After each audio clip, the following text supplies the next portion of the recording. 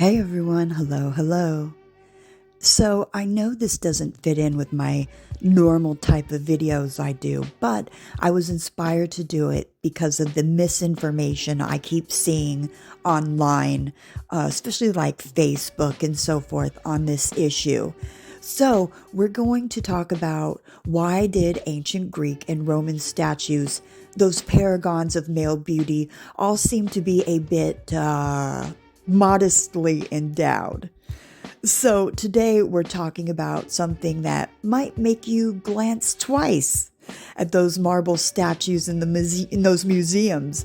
Yes, we're talking about small appendages in classical art. Now, before you laugh, there's actually a deep and surprisingly philosophical reason behind it. So let's start in ancient Greece.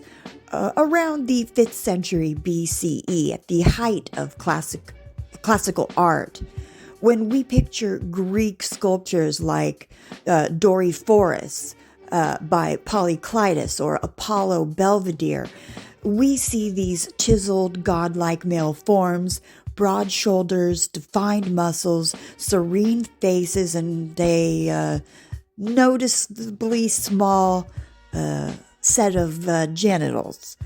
To modern eyes, this might seem like an odd choice, especially in cultures that often celebrate bigger is better. But in ancient Greece and Rome, the artistic ideal of masculinity wasn't about size, it was about self-control. To the Greeks, the body was a reflection of the soul. They believed that that moderation was the height of virtue, or the highest of virtue, actually. A well-proportioned, calm, and self-contained man was the image of moral and intellectual perfection. Now, here's the key. In Greek thought, large genitals were actually considered vulgar. They symbolized excess, uncontrolled lust, gluttony, and just more baser instincts. In contrast, smaller genitals were linked to irrationality, discipline, and restraint, qualities that made someone civilized and wise. Or that's what they thought, anyways.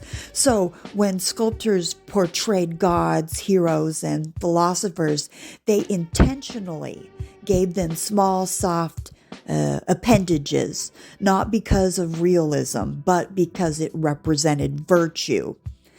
Take a walk through any museum, like the Louvre, the Vatican museums, or the British Museum, and you'll see that pattern everywhere. The mighty Zeus or Apollo, divine beings, are shown with compact genitals, cool, controlled, and powerful in spirit.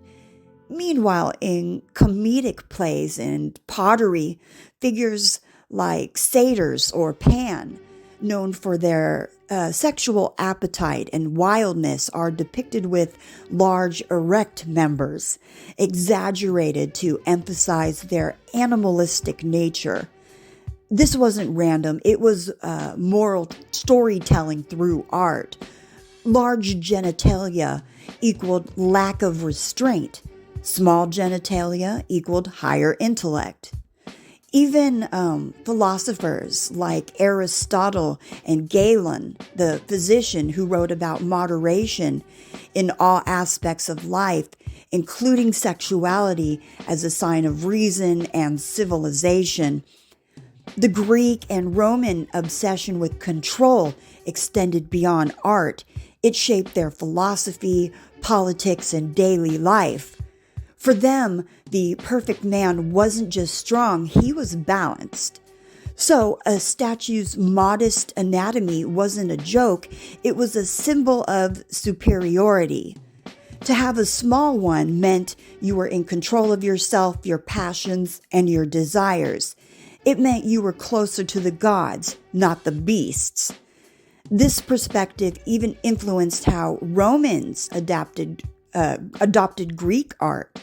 When Rome rose to power, their sculptures copied Greek ideals, continuing to portray emperors and statesmen with small genitals to suggest wisdom, authority, and not lust.